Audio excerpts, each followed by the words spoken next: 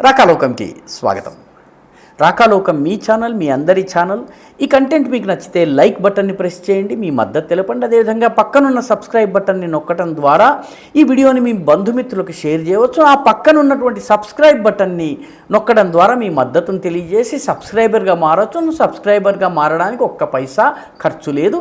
ఆ పక్కన ఉన్నటువంటి బెల్ బటన్ నొక్కితే మీకు రాకాలోకంలో వీడియో అప్లోడ్ చేసిన, పోస్ట్ పెట్టినా కూడా మీకు నోటిఫికేషన్ వస్తుంది. మీరు అప్ టు డేట్గా ఉండవచ్చు. మిత్రులారా, రాకాలోకంలో సందేశ్ ఖాళీకి సంబంధించి కొన్ని వీడియోలు చేయటం జరిగింది. సందేశ్ ఖాళీ యొక్క విలన్ ఎవరైతే ఉన్నారో, విక్రమార్కుడు సినిమాలో బావూజీలాగా ఇష్టారాజ్యం చేస్తూ తన రాజ్యాన్ని నడిపినటువంటి కమ్యూనిస్టు టర్న్డ్ తృణమూల్ కాంగ్రెస్ అభ్యర్థి. ఈ దోపిడీ కమ్యూనిజం నుంచి మొదలైంది. అతను కమ్యూనిస్ట్ పార్టీ కార్యకర్త. ఈ షేక్ షాజహాన్ ఎవడైతే ఉన్నాడో 2006లో కమ్యూనిస్ట్ పార్టీలో చేరాడు. కమ్యూనిస్ట్ పార్టీ నాయకుడిగా పనిచేశాడు. అక్కడ స్థానికంగా ఉన్నటువంటి ఒక కమ్యూనిస్టు నాయకుడికి, అతని పేరు ముస్లిం షేక్, ఆ ముస్లిం షేక్ అనుచరుడిగా ఈయన వచ్చాడు. 2011లో తృణమూల్ గవర్నమెంట్ వచ్చాక 2013లో తృణమూల్ కాంగ్రెస్లో చేరాడు. కాబట్టి ఈ గుండాగిరి, దోపిడీ, మొట్టమొదటి primary school communist party, high school Trinamool Congress party. ఈ షేక్ షాజహాన్ దోపిడీకి వ్యతిరేకంగా ప్రజలు తిరుగుబాటు చేశారు. అతని అక్రమాలను అంచనా వేసేందుకు ఈడీ అధికారులు వస్తే జనవరి 5, 2024 వాళ్ళ మీద దాడులు జరిగినాయి. వాళ్ళు చావచితక బాదారు. వాళ్ళు చివరికి ఆసుపత్రిలో చేరాల్సి వచ్చింది. ఆ రోజు నుంచి షేక్ షాజహాన్ మాయమైపోయాడు. పశ్చిమ బెంగాల్లో అద్భుతమైనటువంటి ఘనత వహించినటువంటి పరిపాలన నడుపుతున్నటువంటి మమతా బెనర్జీ యొక్క పోలీసులకి 55 రోజులుగా ఈయన ఎక్కడున్నాడో తెలియడం లేదు. ఎంత వెతికినా దొరకటం లేదు.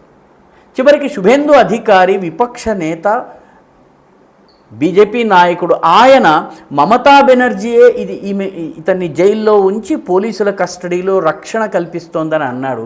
శుభేందు అధికారి అన్న మాటను ఎందుకు నమ్మాలంటే ఆయన మాజీ తృణమూల్ కాంగ్రెస్ నాయకుడు. తృణమూల్ కాంగ్రెస్లో పనిచేయటం వల్ల Trinamool Congress working style, organisational secrets ఈయనకి తెలుసును. అయితే మొత్తం మీద షేక్ షాజహాన్ని అరెస్ట్ చేసి తీరాల్సిందే అని మమతా ప్రభుత్వానికి ఫిబ్రవరి 20వ తారీఖున కలకత్తా హైకోర్టు చివాట్లు పెట్టింది. ఆ తరువాత 8 రోజులకు అన్నీ సర్దుకుని పక్కలంతా సరిచేసిన తరువాత, మొత్తం ఇల్లు ఊడ్చి, వాకిలు ఊడ్చి, ముగ్గులు పెట్టుకున్న తరువాత మమతా ప్రభుత్వము షేక్ షాజహాన్ని 28వ తారీఖున అరెస్ట్ చేసింది. 29వ తారీఖున బషీర్హాట్ పోలీస్ స్టేషన్లో ఆయనని బషీర్హాట్లో మెజిస్ట్రేట్ ముందు ఆయనని ప్రొడ్యూస్ చేశారు. అయితే తమాషా ఏంటంటే, ఈ షేక్ షాజహాన్ అనే వ్యక్తి ఈడీ అధికారులను చావచితకబాదారు, మహిళలపైన అత్యాచారాలు చేశారు, అక్కడ ఉన్నటువంటి పార్టీకి ఓటు వేయనటువంటి వాళ్ళందరినీ దాడులు చేసి వాళ్ళని హింసించి హత్యలు కూడా చేశాడు.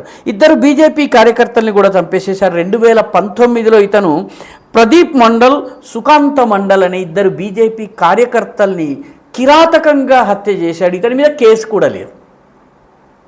ఎందుకంటే వడ్డించేవాడు తమవాడైతే ఎక్కడ కూర్చుంటే ఏంటి, విస్తర్ ఎక్కడే వేస్తే ఏంటి. మమతా బెనర్జీ ప్రభుత్వం ఆయనకి అభయహస్తాన్ని, వరదహస్తాన్ని చూపిస్తున్నంత కాలం ఎవరు అరెస్ట్ చేస్తారు? కాబట్టి షేక్ షాజహాన్, ఇటువంటి క్రిమినల్ హిస్టరీ ఉన్న షేక్ షాజహాన్ 8,000 కోట్ల రేషన్ బియ్యం డైవర్ట్ చేసి సొంత లాభం పొందింది. ఆయన లాభము, ఒక మండల స్థాయి కార్యకర్త లాభము 8,000 కోట్లు. కాబట్టి ఈ స్కామ్ ఎంత పెద్దదో మీరు అర్థం చేసుకోవచ్చును. ఈయన ప్రియకాంత్ మల్లిక్ అనే మంత్రి దగ్గర నుంచి మండల స్థాయిలో ఉండేటటువంటి షేక్ షాజహాన్ వరకు ఇది లక్షల కోట్ల స్కామ్. ఇందులో ఒక మండల స్థాయి నాయకుడైన షేక్ షాజహాన్ వంతు వాటా ఆదాయము, అక్రమ ఆదాయం 8,000 కోట్లు.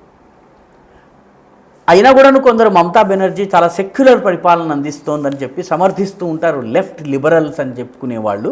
ఆమె లెఫ్ట్ని కూడా చావచితక బాధింది. ఆ సిగ్గు కూడా లేకుండా చేస్తూ ఉంటారు. చాలా గొప్ప విషయం.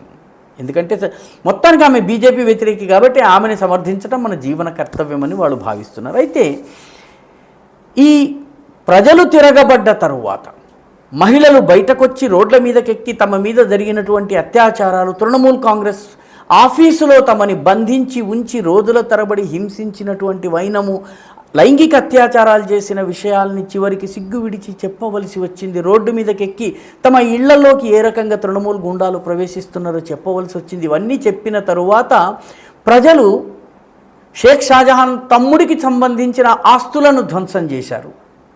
ఆ తరువాత షేక్ షాజహాన్ యొక్క కుడి భుజం ఎడమ భుజం అయినటువంటి శివప్రసాద్ హజరా, ఉత్తమ్ సర్దార్ల ఇళ్లపైన దాడి చేసి వాళ్ళ ఆస్తుల్ని ధ్వంసం చేశారు.